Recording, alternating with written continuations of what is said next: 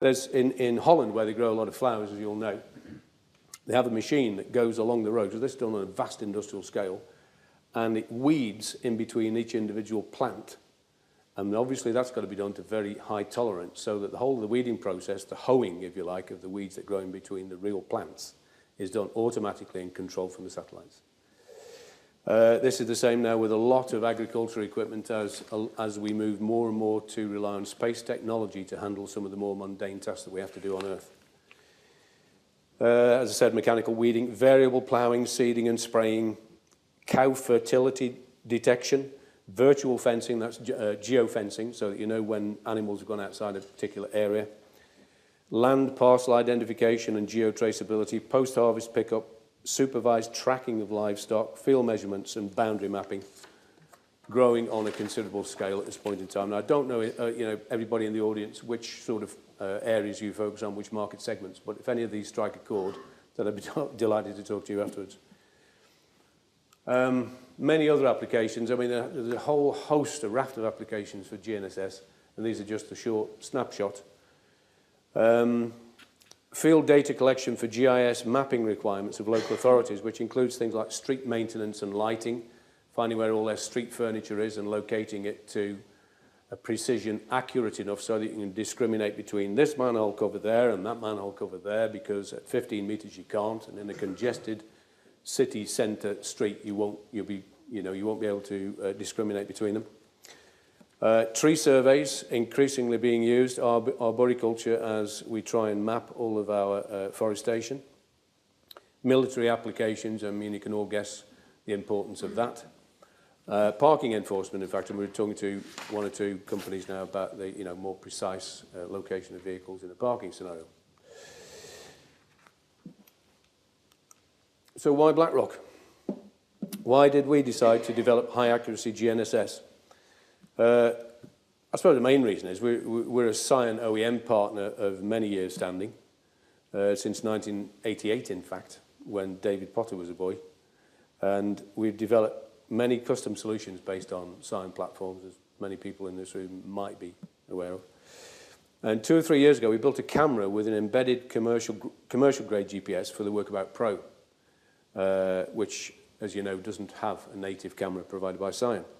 Within a short space of time, we were asked for a more accurate GPS, better than 0.5 metre, which is what people want for accurate mapping of highway street furniture and all this kind of stuff. Commercial-grade GPS can't achieve that, so we developed the Procyon range to answer that demand using professional-grade electronics, professional-grade software and everything else. And this is a first for a mainstream general-purpose handheld such as Psion. Motorola don't do this. Intermec don't do this. Honeywell don't do this. This is uniquely enabled by John's open-source mobility philosophy, enabling companies like Blackroc to actually add all this clever advanced technology to their core platform. But the others can't compete in that area. There is competition, but it tends to be very specialised competition, and they've had the market to themselves for a long time, and we think we want to shake them up. So we developed a range of solutions dependent on the accuracy required. And this next slide will just show you the Procyon 100, the basic grade, which is our camera with GPS, which is actually being upgraded as we speak. But that's a commercial grade GPS with an accuracy enhancement software, which will take you down to about 2 meters accuracy. That's for low order GIS requirements and geofixing of images. In the previous video, which is produced by the GSA in Europe, they said SBAS can get you down to 1 meter. I think that's a bit optimistic, and our experience is it's somewhere between 1 and 2 meters, depending on the satellite configurations. Our next one up this is also in increasing order of cost, so you only pay for the accuracy you really need.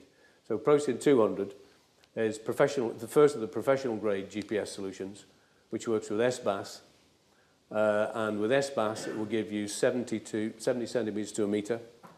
And then we go up to the 300, which will give you better than 0.5 metre, somewhere between 30 and 50. And at the very top end of this marketplace, which is the province of geodetic surveyors and construction guys, you can get down to 1 centimetre with the Procyon 400.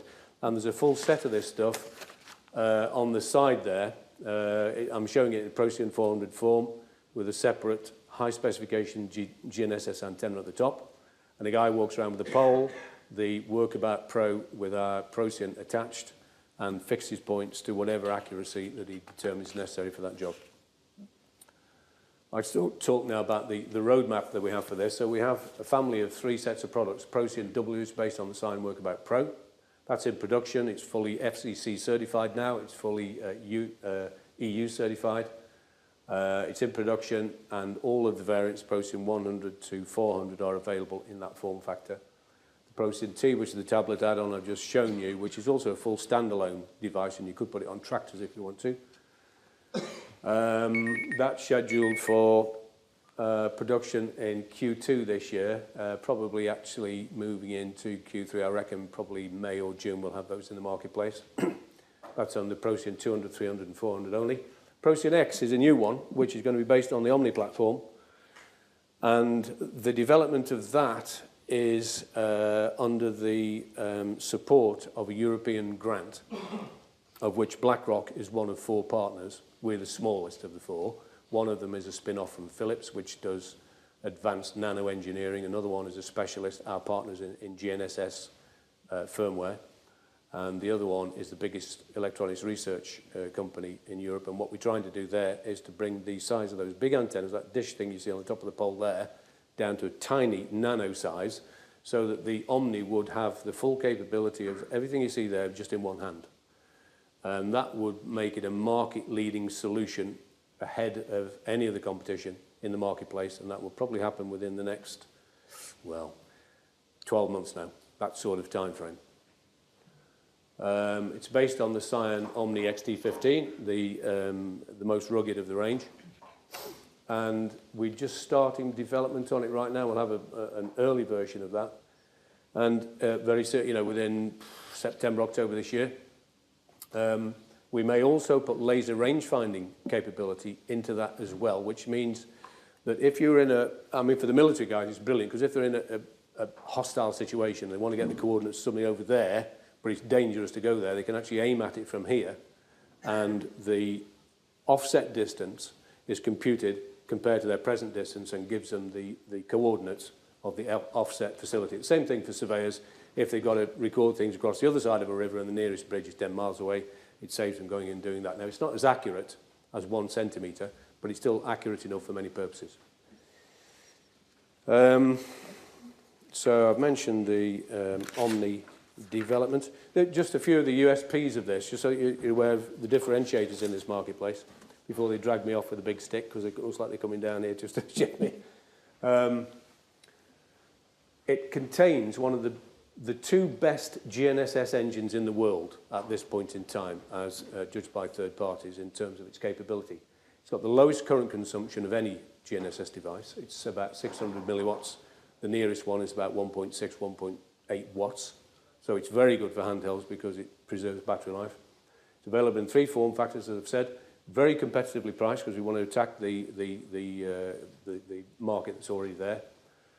It has a real keypad, which is unique. Most of the other competitors only use touchscreen. In fact, I don't know anybody else who has a real keypad, and that's an advantage. We can also add RFID into these things, which nobody else can do, and that's enhanced again by the open source mobility concept. And it'll be a new product available towards the end of this year, which we call PPP, which is precise. Again, it's another damned acronym. Sorry for this. This technology is surrounded by acronyms. It stands for Precise Point Positioning. And there will be an additional array of satellites, commercial satellites, which means that you don't have to use a radio correction service to get you down to 1 centimetre, which you have to do now. So that in difficult terrain or difficult parts of the world, so let's take Afghanistan for an example, getting an accurate fix there is very difficult because there's no correction service, national geodetic correction service, to get you down to high precision. These things will actually ping you from space to correct the GPS fix down to 10 centimetres. And that'll be a commercially subscribed service, but we provide it on hardware. So it's easy. In other words, you do it just in your hand, instead of having to carry around all the clutter of a pole and an antenna and everything else that goes with this marketplace.